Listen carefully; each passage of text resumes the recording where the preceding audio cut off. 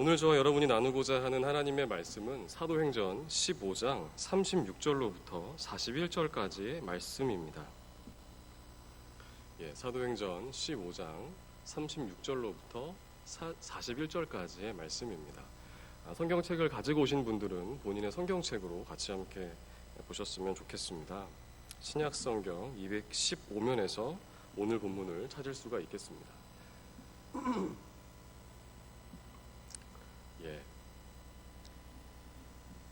다 찾으신 줄로 알고 저 한 절, 여러분들 한 절 읽은 후에 마지막 절은 합독하도록 하겠습니다. 하나님의 말씀입니다. 며칠 후에 바울이 바나바더러 말하되 우리가 주의 말씀을 전한 각 성으로 다시 가서 형제들이 어떠한가 방문하자 하고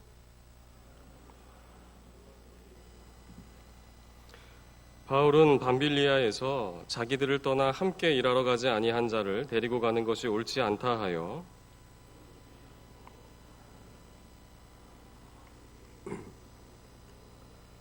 바울은 신라를 택한 후에 형제들에게 주의 은혜에 부탁함을 받고 떠나 수리아와 길리기아로 다니며 교회들을 견고하게 하니라.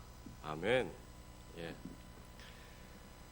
마이크로소프트사의 창업자이자 현재는 기술 고문으로 재직 중인 빌 게이츠의 책 중에 미래로 가는 길이라고 하는 그의 저서에서 그가 한 가지 파격적인 채용 조건에 대해서, 원칙에 대해서 밝혔던 적이 있습니다.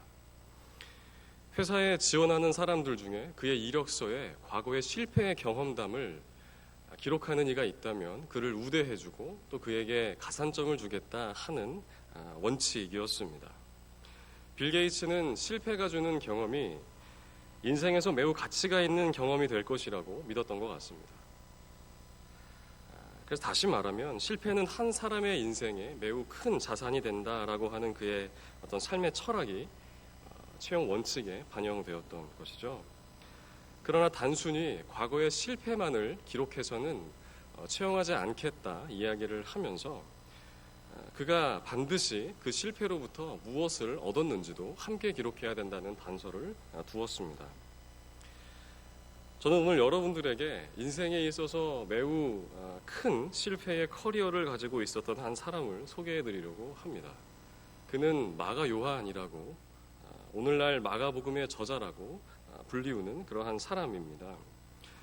마가복음은 그 첫 머릿글부터 과연 이 복음서가 누구의 이야기를 기록하고 있는 누구의 이야기를 기록하고 있는 것인지에 대해서 아주 분명하게 밝히는 것으로부터 이야기를 시작합니다. 마가복음 1장 1절의 말씀은 이렇습니다. 하나님의 아들 예수 그리스도의 복음의 시작이라. 아주 멋진 문장입니다. 하나님의 아들 예수 그리스도의 복음의 시작이라. 그러나 그가 이러한 멋진 문장으로 복음서를 기록하기까지 꽤나 많은 세월과 회복되는 그러한 시간이 그에게 필요했었습니다. 마가는 태어나면서부터 소위 모든 것을 갖추고 있었던 난사람, 금수저로 불러도 손색이 없을 만큼의 그러한 사람이었습니다. 그의 부모는 예루살렘 초대교회 공동체에게 그의 집, 그의 큰 저택을 장소로 제공했을 만큼 아주 재력가였고 또 이 마가 요한의 삼촌은 당시 그리스도인들에게 있어서 아주 신망이 두터웠었던 지도자 중에 한 사람인 바나바를 그가 삼촌으로 두고 있었습니다. 그러니 이미 나기 전부터 경제적으로나 어떤 사회적인 지위로나 이 마가 요한은 부족함이 없었던 그런 사람이었던 겁니다. 그런데 그런 그에게 인생에서 아주 큰 시련이 찾아옵니다. 주후 49년에 이 안디옥 교회는 사도 바울과 바나바를 선교사로 임명하고 두 사람을 선교지로 파송하기로 결정을 하는데 바로 그때 그 바울과 바나바를 백업해주고 수행 비서 역할을 했던 것이 바로 마가복음의 저자 마가 요한이었습니다. 그렇게 세 사람이 선교지를 향해 떠나서 한창 선교 여행에 무르익어갈 그 즈음에 갑자기 어떠한 까닭에서였는지는 모르겠지만 마가가 못하겠다고 나는 집으로 돌아가야겠다고 하는 폭탄 선언을 하고 맙니다. 그리고 그는 그의 선언대로 그가 원래 있었던 예루살렘으로 돌아오게 되었던 것이죠. 그가 돌아온 이유를 오늘날 많은 학자들이 그가 결정했던 그 장소가 소아시아 밤빌리아 버가라고 하는 곳인데, 그곳은 한국으로 이야기를 드리면 이 태백산맥에 비할 수 있을 만큼 아주 험준한 산맥이었거든요. 고로 아주 그가 두려운 마음이 들어서 아마도 포기했을 것이다 이야기를 하는 사람들도 있고요. 또 어떤 사람은 바울이 워낙 그 일 중심에 사역을 하는 사람이니까 바울에게 아마도 질려서 그랬을 것이다 이야기를 하는데요. 대부분의 사람들이 이 어떤 어려움을 모르고 자란 마가 요한이 어떤 향수병 때문에 돌아갔을 것이다 이야기를 하는데, 아무튼 여러 많은 설들이 있습니다. 아무쪼록 그는 1차 전도 여행을 다 채 마치기도 전에 중도에 포기를 하고 그가 본래 살고 있었던 예루살렘으로 돌아갑니다. 그가 예루살렘으로 돌아왔을 때 마가의 마음이 어떠했겠습니까? 스스로를 바라보면서 얼마나 자괴감이 들었겠습니까? 그리고 한편으로는 왠지 모를 수치심이 그에게 들었을 것입니다. 또 무엇보다 삼촌 바나바에게 참 미안한 마음이 들었을 것입니다. 괜히 누를 끼쳤을 테니까요. 여러모로 복잡하고 아주 좋지 않은 마음들이 마가 요한의 마음에 가득했을 것입니다. 그런데 문제는 이 일이 끝이 아니었다는 데 있습니다. 1차 전도 여행을 다녀와서 바울과 바나바가 다시 두 번째 전도 여행을 떠나기 위해서 선교 여행을 계획하는데 두 사람 사이에 아주 격렬한 논쟁이 일어납니다. 그 이유는 바로 마가 요한을 데리고 갈 것이냐 아니면 두고 갈 것이냐에 대한 논쟁 때문이었습니다. 바울의 입장에서는 이런 것이었겠죠. 아니, 지난번에 그렇게 실패했던 사람을 어떻게 다시 데리고 간다는 말입니까? 사람들에게 덕도 되지 않을 뿐더러 또다시 우리에게 큰 짐이 된다면 그때는 어떻게 하시겠습니까? 부탁인데 이번엔 데려가지 않는 것으로 하죠. 그의 영적인 스승이었던 바나바에게 아주 강력하게 그가 이야기를 했을 것입니다. 그런데 마가의 삼촌인 이 바나바의 입장에서는 또 그게 아닌 겁니다. 분명히 자기의 조카였고 또 이 사람을 나름대로 좀 키워야 되겠으니까, 그리고 나름 지난번에 실패를 한번 했으니까 여러 많은 교훈을 얻었겠지. 우리가 이 사람을 좀 키워야 되는 게 또 우리의 어떤 사명 아니겠냐고 데리고 가자고 이야기를 하는 겁니다. 바울은 안 된다고 이야기를 하고 바나바는 데리고 가자고 이야기를 하니까 두 사람 사이에 계속돼서 어떤 평행선을 달렸습니다. 그리고 끝내 두 사람 사이 아주 큰 다툼으로까지 이어지게 되고 결국 두 사람은 각각의 선교 여행을 떠나게 됩니다. 바울은 실라라고 하는 사람을 데리고 선교 여행을 떠나고 바나바는 그의 조카 마가 요한을 끝내 데리고 선교 여행을 떠납니다. 마가 요한이라고 하는 그 이야기가 오늘 본문에 기록되어 있죠. 마가 요한이라고 하는 이 사람 때문에 바울과 바나바 사이에 아주 큰 앙금이 생기게 되었던 것입니다. 그러나 다른 건 몰라도 아마 바울과 바나바보다는 마가 요한의 마음이 더 아프고 더 속이 쓰리지 않았을까 하는 생각을 해봅니다. 그렇게 일이 있고 13년이라고 하는 세월이 흐릅니다. 그런데 그렇게 시간이 꽤 흐른 후에 마가를 대하는 바울의 마음에 무언가 큰 심경의 변화가 생겼습니다. 골로새서 4장 10절로부터 11절의 말씀을 보시면 이렇게 기록되어 있습니다. 골로새서 4장 10절로부터 11절의 말씀인데요. 한번 띄워주시겠습니까? 네, 제가 읽어드리겠습니다. 나와 함께 갇힌 아리스다고와 바나바의 생질 마가와 이 마가에 대하여 너희가 명을 받았음에 그가 이르거든 영접하라. 유수도라 하는 예수도 너희에게 문안하느니라. 그들은 할례파이나 이들만은 하나님의 나라를 위하여 함께 역사하는 자들이니 이런 사람들이 나의 위로가 되었느니라. 아멘. 골로새서는 사도 바울이 로마에 있을 때 감옥에 투옥되었던 적이 있었는데 그때 기록되었던 서신 중에 하나가 바로 골로새서였습니다. 그가 감옥에서 편지를 썼는데 마가를 가리켜서 오늘 본문에 지금 조금 전에 읽었던 그 골로새서 4장 10절로 11절의 말씀에서 마가가 바울에게 있어서 위로가 되었던 사람이라고 이야기를 하고 있는 겁니다. 그리고 나서 또 5년 후에 다시 바울이 로마 감옥에 투옥되게 되고 그가 순교를 이제 코앞에 두고 다시 서신서를 쓰게 되는데 바로 그 서신서가 디모데 후서입니다. 디모데 후서에 보시면 4장 11절을 보시면 마가를 대하던 바울이 또 이와 같이 이야기하고 있습니다. 누가만 나와 함께 있느니라 네가 올 때에, 여기서 말하는 너는 디모데를 말하는 겁니다. 바울이 디모데에게 부탁을 하고 있는 겁니다. 디모데야, 너가 올 때에 마가를 데리고 와라. 그가 나의 일에 유익하기 때문에 그를 좀 데리고 왔으면 좋겠다 이야기를 하고 있는 겁니다. 13년 전 마가는 분명 바울에게 있어서 문제아였고 물음표가 있었던 사람입니다. 그런데 어떤 까닭에서인지 시간이 흐르게 되매 그 까다로웠던 바울에게 있어서 마가는 매우 유익하고 위로를 주었던 사람이라고 기억되고 있는 것이니까 무언가 지금 마가에게 혹은 바울에게 변화가 생겼던 겁니다. 그럼 시간이 흘러서 뭔가 바울의 마가를 향한 화가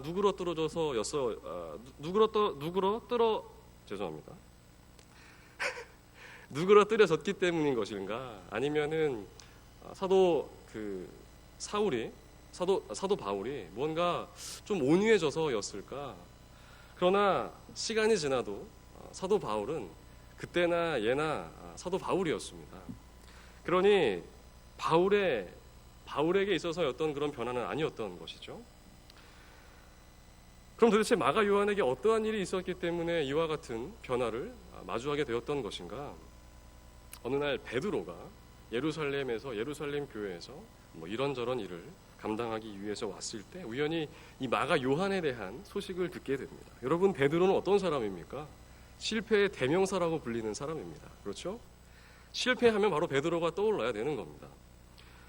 그런데 그 베드로가 이제 마가 요한의 이야기를 듣고 나서 무언가 아주 오래전 자기의 기억을 문득 떠올리게 됩니다. 어떤 기억이었겠습니까? 예수께서 잡히시던 날 밤에 자기는 절대로 예수님을 부인하지 않겠다라고 호언장담을 했었던 그의 모습이 떠오르게 됐던 겁니다. 그러나 그 장담이 무색하게도 그는 예수님을 3번이나 그렇게 부인을 하고 언젠가는 스스로에 대한 모든 그런 소망을 다 잃은 채 본래 본인이 살고 있었던 곳으로 돌아가게 되었는데 바로 그때 그 실망했었고 스스로의 어떤 그런 자괴감에 빠져 있었던 본인의 옛 추억으로 다시금 돌아갔던 겁니다. 그러니 얼마나 마가 요한이 안쓰럽게 느껴졌겠습니까? 그렇게 베드로가 고향에 돌아가서 아무것도 하지 못하고 무기력하게 삶을 살아가고 있었는데 그런데 그때 부활하신 주님께서 다시금 그 베드로가 있던 곳으로 찾아오셨던 겁니다. 그리고 이렇게 물으시는 거죠. 베드로야, 네가 여전히 나를 사랑하느냐? 그리고는 이와 같이 이야기하시는 겁니다. 사랑한다고 이야기하니까 야, 그럼 됐다고. 네가 내 양을 다시 먹이라고. 그렇게 주님께서는 베드로의 사도로서의 권위와 정당성을 다시금 회복시켜 주십니다. 요한복음 21장에 기록되어 있는 내용이기도 합니다. 부활하신 주님을 만난 베드로의 삶이 그 다음 어떻게 변화되기 시작합니까? 180도 달라진 삶을 그가 살아내기 시작합니다. 예전에는 겁도 많았고 조금은 감정만 앞서던 것이 베드로의 삶이었는데 부활하신 주님을 만나고 나서 그가 완전히 변화됩니다. 그래서 설교 한 번에 3,000명을 회심을 시키고 또 태어나면서부터 단 한 번도 일어나지 못했던 사람을 말씀으로 일으켜 세우고 그를 걷게 만드는 놀라운 기적들을 그가 행하기 시작합니다. 영적으로 매우 탁월한 일들을 그가 감당하기 시작했던 것이죠. 고로 이제 그는 더 이상 실패자 베드로가 아니라 그 이후로의 삶이 그는 이제 사도로서 온전한 정말 권위가 회복되어지고 예수 그리스도의 모든 그러한 권능을 행하는 놀라운 일들을 행하는 제자로서의 삶을 살아내기 시작합니다. 그리고 그러한 베드로가 그 마가를 자신의 문하생으로 받아들여서 그의 수하에 두고 그가 경험했던 예수 그리스도의 복음을 전하면서 과거에 실패에 젖어 있던 그 마가 요한을 온전하게 회복을 시켜줍니다. 베드로를 만남에 마가 요한이 회복이 일어나게 되었던 것이죠. 어쩌면 베드로가 경험한 예수 그리스도의 복음이 그에게 온전하게 전해짐에 복음이 마가 요한을 변화시키게 되었다는 것이 더 분명한 표현일 수도 있겠습니다. 그 실패가 인생에서의 실패가 아니라 새로운 디딤돌이 될 수 있음을 베드로와 마가 요한이 다 경험하게 되었던 것입니다.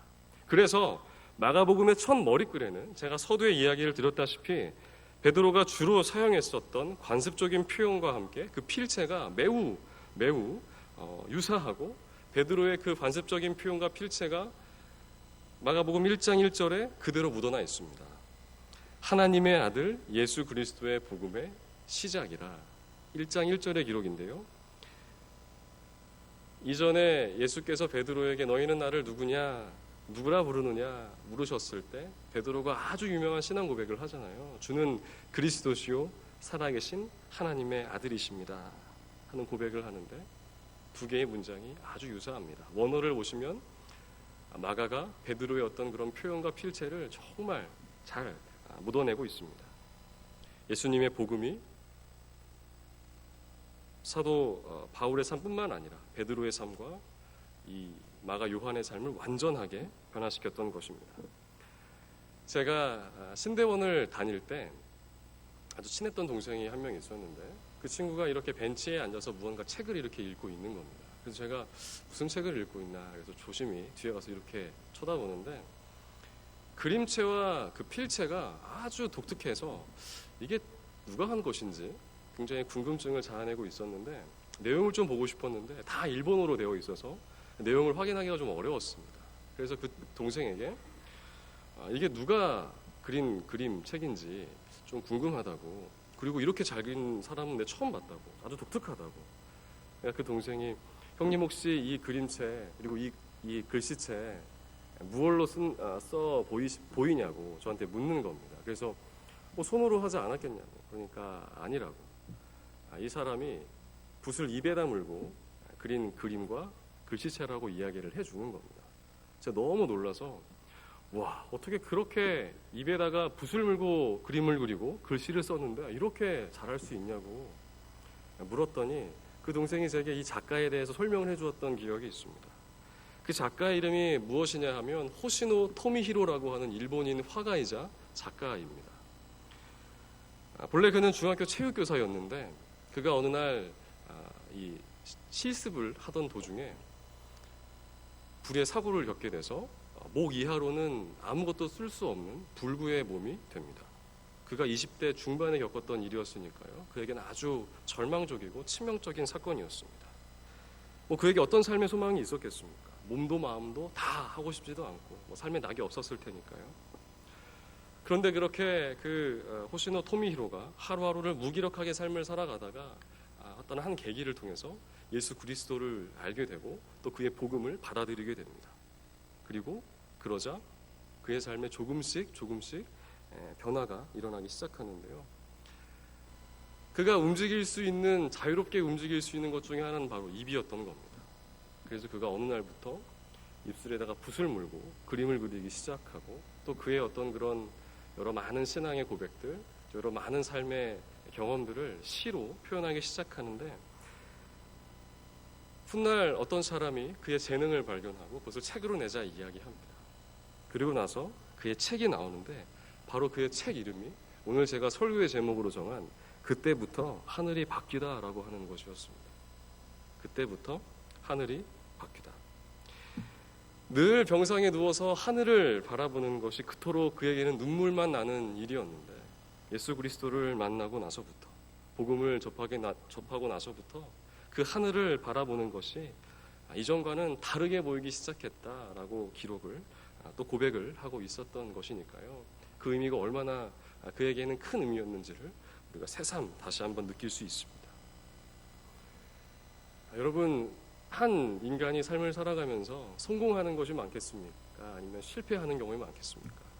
우리의 마음으로는 늘 성공만 있으면 참 좋겠는데 때로는 그렇지 않은 것이 현실이고 또 사실입니다. 아마도 여러분들은, 특히나 청년들은 앞으로도 여러 많은 어떤 실패와 시련과 절망을 경험하게 되실 텐데, 그때마다 기억해야 할 것이 있다면 바로 오늘 마가 요한이 어떻게 회복이 되었는가, 또 이의 고백이 어떠한 고백이었는가를 좀 생각하면 소망이 생기지 않을까 하는 생각이 듭니다.